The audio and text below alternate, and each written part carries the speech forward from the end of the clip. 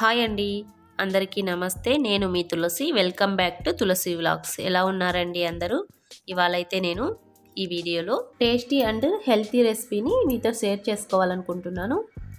అన్నంలోకి కమ్మగా ఉండే అవిసె గింజల కారం పొడిని ఇవాళ చూపిస్తున్నానండి.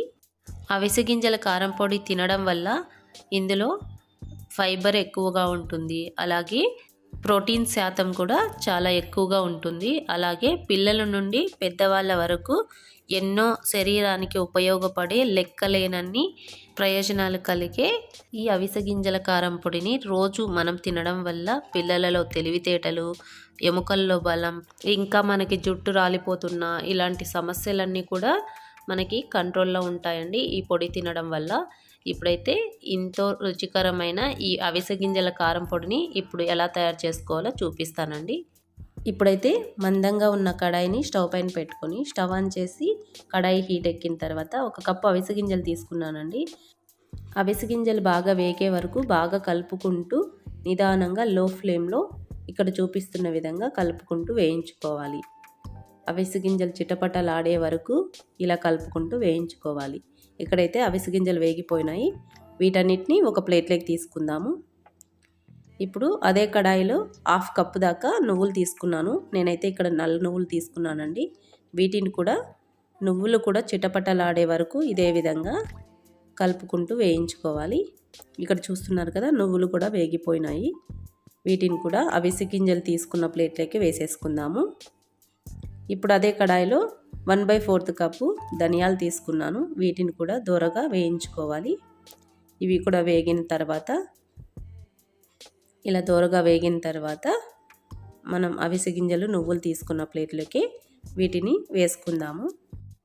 మళ్ళీ ఇదే కడాయిని స్టవ్ పైన పెట్టుకొని ఒక గుప్పెడు నిండుగా కరివేపాకును తీసుకొని ఇదే విధంగా కలుపుకుంటూ కరివేపాకు క్రిస్పీగా అయ్యే వరకు వేయించుకోవాలి. ఇప్పుడు కరివేపాకు అయితే వేగిపోయింది చూడండి. ఒక కరివేపాకు రెబ్బని తీసుకొని ఇలా చేతిలోకి తీసుకొని నలిపితే నలిగిపోవాలండి, అంతవరకు వేయించుకోవాలి.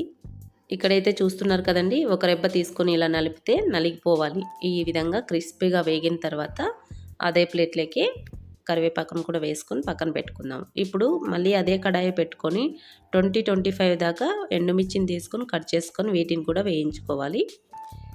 ఇవి కూడా వేగాక మళ్ళీ అదే ప్లేట్లోకి వేసుకొని పక్కన పెట్టుకుందాము. మళ్ళీ అదే కడాయి తీసుకొని 2 టేబుల్ స్పూన్ల దాకా పొట్టుతో ఉన్న మినపప్పును తీసుకొని ఇదే విధంగా కలుపుకుంటూ దూరగా వేయించుకోవాలి.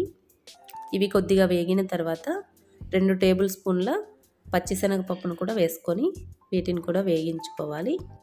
శనగపప్పు, మినపప్పు కొద్దిగా ఎర్రగా అయిన తర్వాత 1 టేబుల్ స్పూన్ దాకా జీలకర్ర వేసుకొని వేయించుకోవాలి. ఇది కొద్దిగా వేగిన తర్వాత 1/2 టీ స్పూన్ దాకా మెంతులను వేసుకొని వీటన్నిటిని గింజ లోపల దాకా వేగేదాకా కలుపుకుంటూ బాగా వేయించుకోవాలి.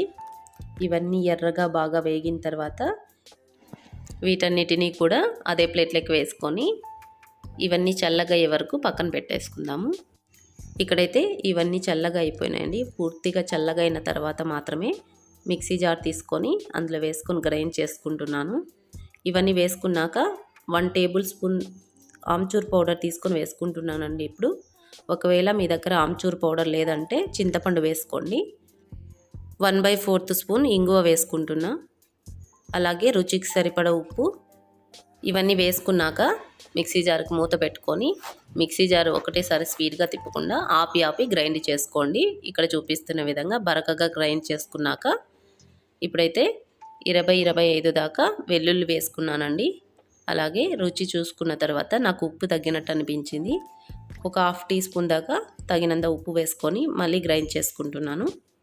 ఇప్పుడు మూత పెట్టుకొని గ్రైండ్ చేసుకోవాలి. గ్రైండ్ చేసేటప్పుడు స్పీడ్ మీద కాకుండా కొద్దిగా 1 నిమిషం ఆపుకుంటూ గ్రైండ్ చేసుకోవాలి. మరి మెత్తగా గ్రైండ్ చేసుకుంటే పొడి అంత బాగోదు, కొంచెం బరకగా ఉండాలి. ఇక్కడ చూపిస్తున్న విధంగా ఇప్పుడైతే అన్నీ వేసుకొని గ్రైండ్ చేసుకున్నానండి.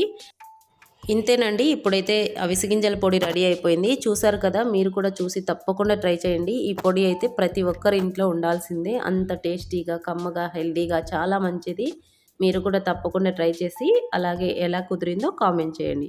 మీకు ఇంకా ఏమైనా రెసిపీస్ కావాలంటే కామెంట్ చేయండి. అలాగే తులసి వీడియోస్లో ఏ ఒక్క వీడియో కానీ నచ్చినట్టయితే లైక్ చేయండి, షేర్ చేయండి, సబ్స్క్రైబ్ చేయండి. అలాగే ఈ వీడియో కానీ నచ్చినట్టయితే ప్లీజ్ సబ్స్క్రైబ్ చేయండి. థ్యాంక్ యూ అండి.